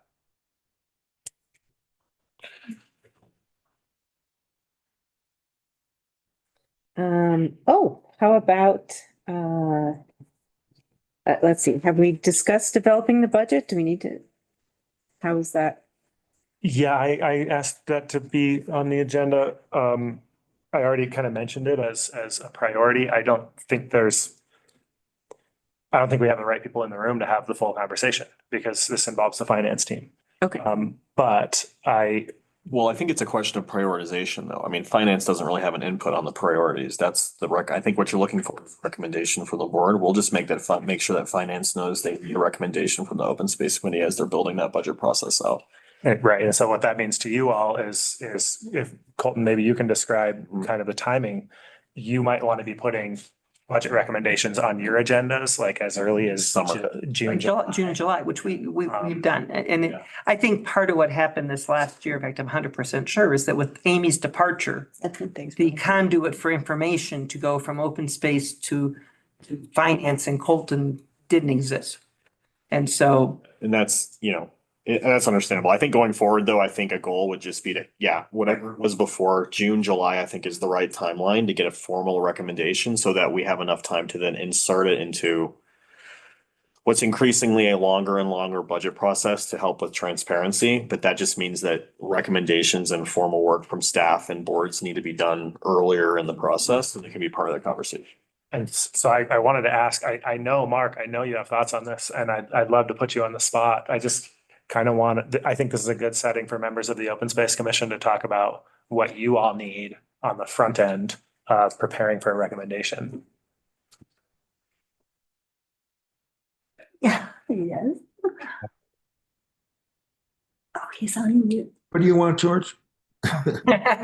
Mark, you've spoken to me several times about what you would like what you think you need from county staff to adequately recommend a budget to us. Do you have anything you want to say on that? I'm not comfortable speaking independently on that. It's something that I'd rather take to the full Open Space Commission and make a recommendation through that process, if that's okay with you. Yeah, that's that's fine. We don't have to get into it right now. I'll say a couple of things, and I won't say them independently for me. I'll say them as things I've heard over the last year, just kind of summarizing a few things. One is understanding what we're spending on specific properties, and that's what Martha was talking about a minute ago about this spreadsheet that we were trying to work on. So picking that up, we have budget categories that we get reporting on, but we don't have great visibility into specific properties. So having that information would help us make a better recommendation. The other would be for anything new that we are proposing. So let's say the Geneva Boardwalk, having an understanding of what that would cost would help us make a recommendation. Because if that's a $20,000 project, that's a very different recommendation than a $200,000 project. So those are two things that come to mind. Thank you. I don't have anything else to say on it. I'll just describe what happened if you haven't seen the open space budget for last year. What happened was best guesses were made. And that means historically, there was a time when the open space would basically appropriate its entire fund balance in a line called contingency. The last board said, we want budgets to reflect planned activities. In keeping with that principle, there's not a whole lot appropriated for acquisition or management beyond what we know to keep the staff on staff, what we know we need for that. And so that's what happened in the budget this year. I think one example of that, since you brought up the goal to get a boardwalk on the iron fence, that may require a supplemental appropriation, which isn't the end of the world. But knowing what we want to do and how much that will cost on the front end is I think the goal, to be a little more precise. And we can do that. But yeah, the way it was done this past year, it just means we're gonna have to do supplementals. And for example, on that, if we actually can figure it out with the right timing, do it up there, you're gonna need a supplemental in the June timeframe kind of thing, because you're gonna do the work in July, August, September. So. Okay. Thank you all. All right, are we on to 2026 potential site visits? Locations and dates. If we can figure out, that worked really well last year when we picked the dates. That was great. In the beginning of this early, and then we were able to do it. We went to Geneva Basin, Stevens Gulch, Floyd Hill. And that was it. That was it. There was three. Oh, no, the trail, Greenway. Oh, the Greenway, that's right. Oxbow. So places that we might want to go would be into Waldorf Basin, because that's the other side. The McClellan Mountain from the top. Right, from the other side. So Waldorf is one. That will really need to be maybe, September probably. I was gonna say, it has to melt out. Michael, you're an optimist. We're gonna get snow. Absolutely, we're gonna get snow. Oh, yeah. Right, 100%. Other Sheep Keep would be good to see with everyone. Is there a specific sheep keep that's pretty broad? Is there like, are you thinking up around North Empire or? We could go in up from North Empire. We could go up from under the highway underpass past Lawson going west. I can't remember what that's called, but It's elephant something, isn't it? Red Elephant? Red Elephant, thank yeah, you you. can go up there. But they all connect. I mean, we could drive through if if we have the right vehicles. Well, I'll go in your Rubicon. Yeah, well, and the Land Cruiser. It's Land Cruiser or what do you have, George? Oh, yeah, my Forerunner. I did that. Forerunner. Yeah, Yeah, but yours works really well. his works good. Alps Mountain. Alps Mountain, we didn't take them up there. Yeah, no, Alps Mountain is a wonderful site, and then the last one would be Arastra. That's a really easy one to hit. Right. Say the last one again. Arastra. We actually call it Mill Creek something. It's the Arastra is off of Mill Creek Road, and an Arastra was a thing that was used. Usually, you had donkeys or water or something to have a stone grind on stone to get the ore out of the rock. And this is a historic. It's in a meadow, and there's some other spaces a lot that go into the sheep heap. But it is. We have We have one up Mill Creek that is one of very few that is still existing. Oh, wow. And it's got historic stuff from the US BLM and whatever in there. So it's very easy to get to because it's at Mill Creek. So we could do that one like in May because the snow will be gone there, right? How many do we want to do? That's 4. I'd say, well, yeah, I was going to say we had proposed, Martha and I had proposed 3, but I'm happy to do 4. It's up to you guys. Okay, sorry, I have 5. I had McClellan Mountain, Waldorf. Those are the same. Those are the same. Thank you.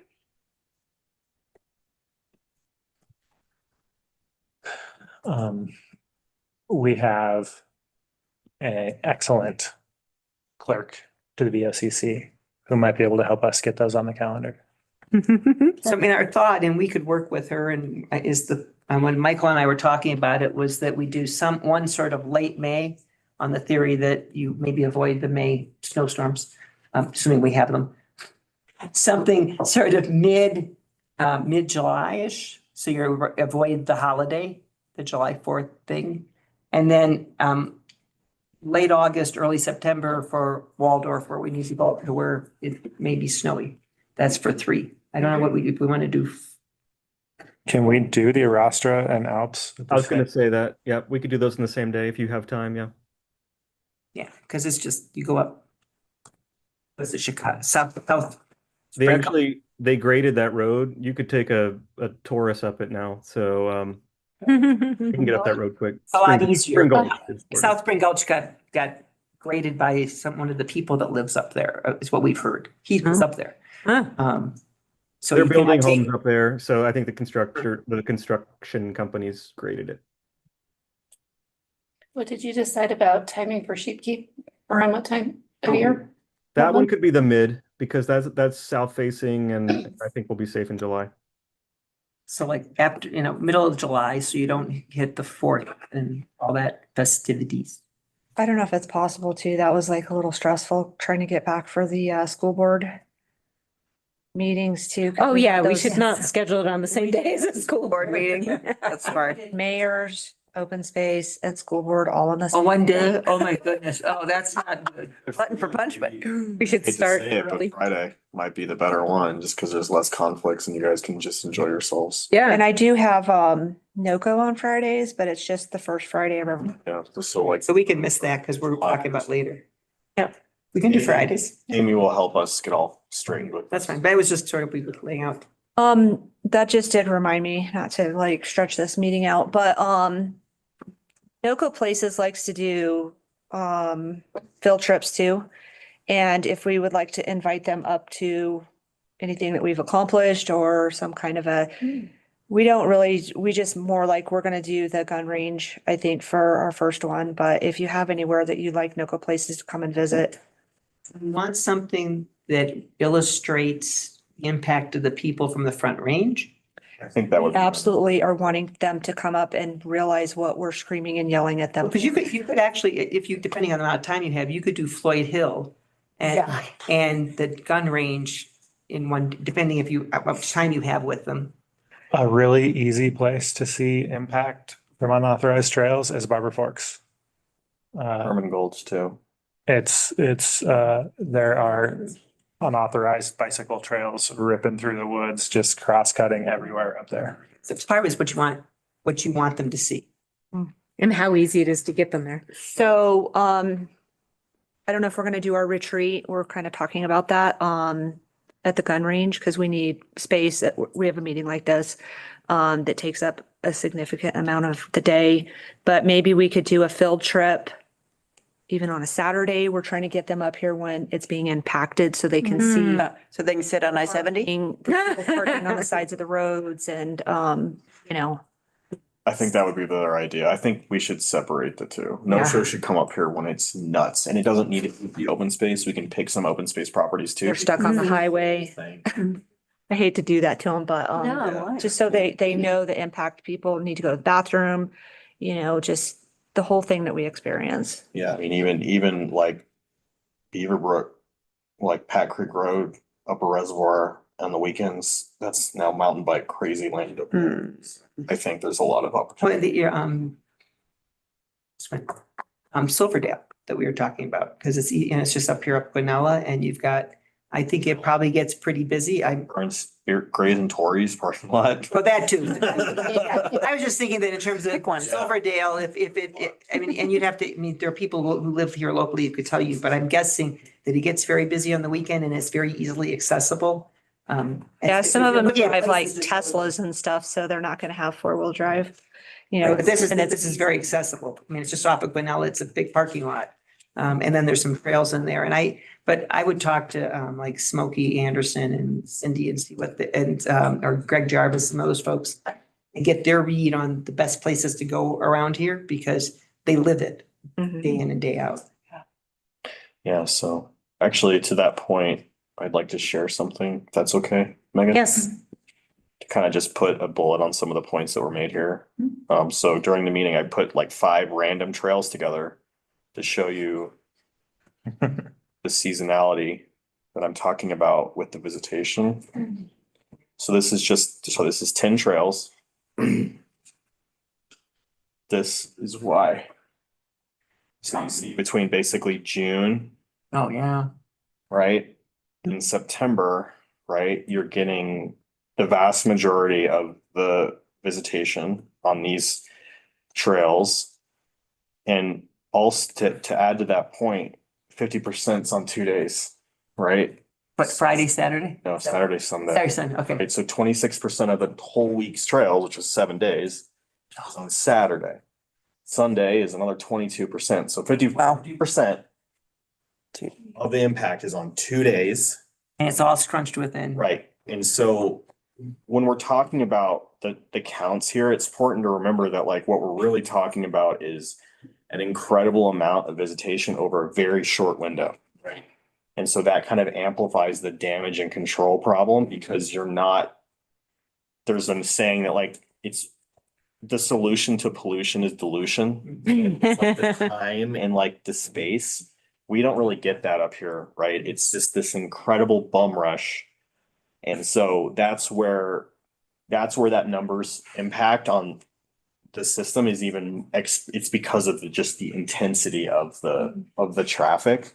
And this is just 10 random trails. This is just St. Mary's, Grays, Tories, the whole rest, Silver Dollar. Like these are just random trails that I put together and it's 182,000 people in basically 5 months, right? So anyway, I think that just kind of talks about like the extent of the problem and the extreme seasonality. So the other important thing to remember is like these systems don't operate like normal businesses, right? They don't operate Monday through Friday or Monday through Sunday or it's set Friday, Saturday, Sunday in the summer, like all at once. And then it's dead the rest of the year. So it's an insane number considering how short of a window it is. And I know this, I mean, they had the issue up at Quandary in Summit and they put in buses and paid parking And I also, and I don't think they did it there, but there's other places where we've got permits and reservations. You're thinking about Hanging Lake. Yeah, I mean, Yeah. and so, Hanging Lake. you know, like, I mean, the way you solve some of that problem is manage the availability of the resource and we have to deal with the Forest Service, et cetera, et cetera, et cetera. And Well, there's like what you did at Guanola Pass last year, you know, Mhm. having some restrictions and that helped.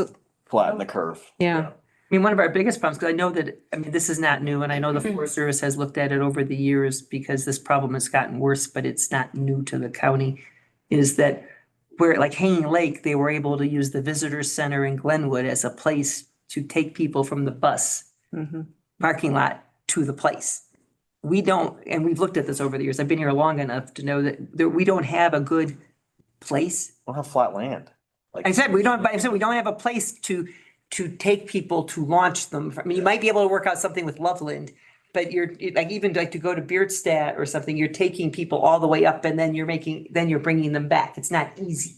And so we don't have flat land. We don't have a place that's a focal point, which then makes the problem that much more difficult unless you trap them down Spend money. Jeffco or someplace.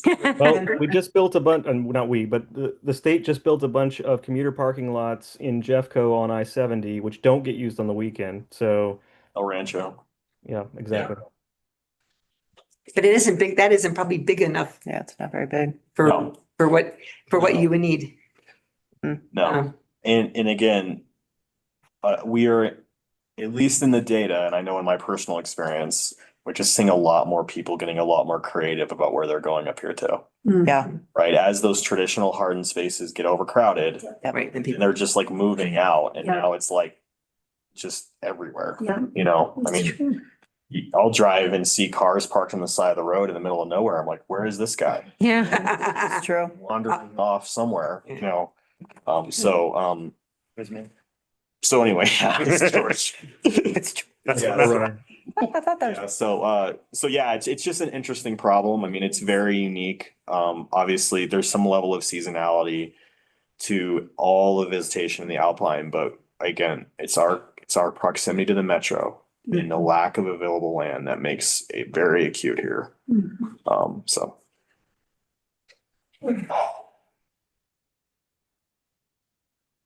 Yeah. All right.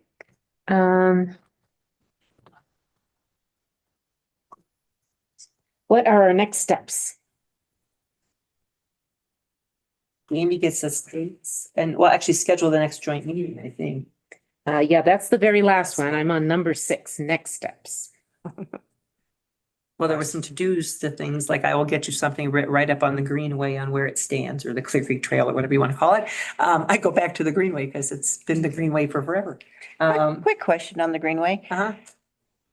We don't have to wait until Jeffco does theirs, No. right? If we got this bundle of money somewhere, we could work on our end, right?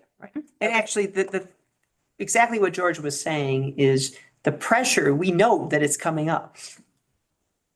That you don't have to wait till it's already there and then they're waiting for us. But that momentum should actually help us in grant proposals. The question is where to go for the grants. Because the momentum is there. They know it's coming. My sense is that a conversation with Jeffco might yield, you guys, we're gonna support your efforts to get funding. And then when it crosses the county line, you can help us. That might be how that conversation unfolds. Cause I don't know that it makes sense for us to try to compete with Jeffco for GOCO funding. I think. Well, I think Right, they theoretically have all the money they need. If they've got it, then. I mean, now their problem is costs are going up, so they may not have all that they need. But if we could keep moving, if we have some funding for what we need, you know, how the next steps. I think the first step would be a conversation with Jeffco on coordination. Because I would love to have the 800-pound gorilla on our side on this. Oh, yeah. And, you know,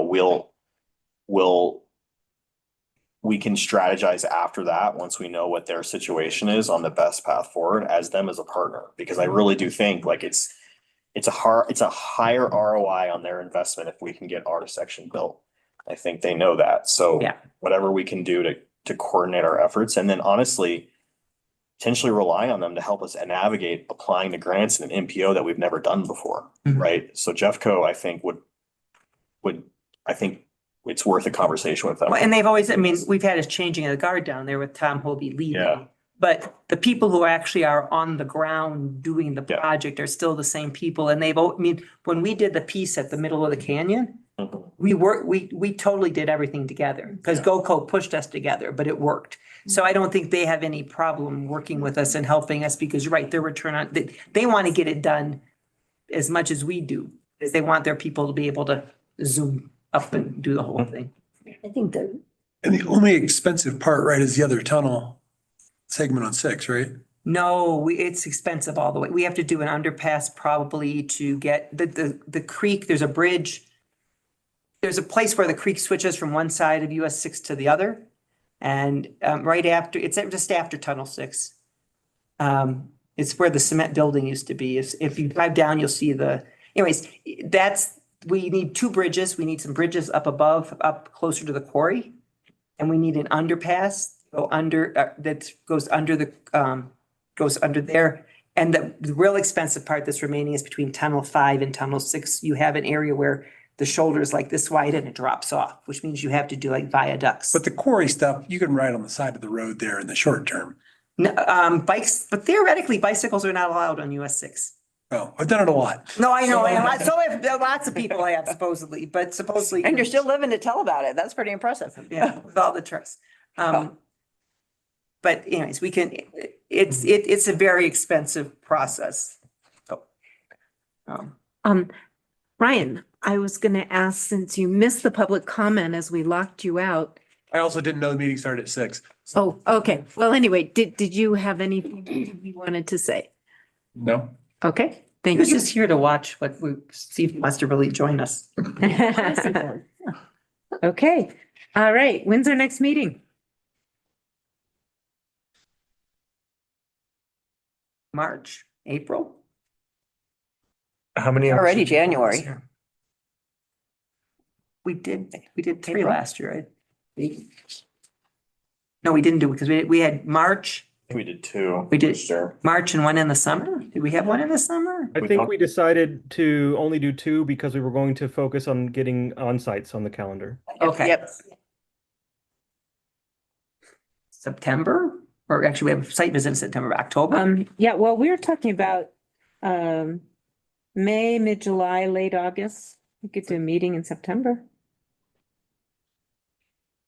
That works. We had one scheduled for September, and then because you guys got really busy, we postponed it to November, and then with Beth's leaving and everything, it all got messed up. But it's okay. That's what So in September, if I find my calendar, open space meets on the 9th, if that works on your schedule. we're gonna start budget earlier. But we could also meet differently. Okay. Does the 9th work? We're gonna have budget like. I don't have anything on my calendar on the 9th. Because we're far enough out, right? For the moment. Yeah, that's the technique I'm learning. I'm good for now. Oh, my stuff gets. Oh, I have something. Right away. Oh, no, that's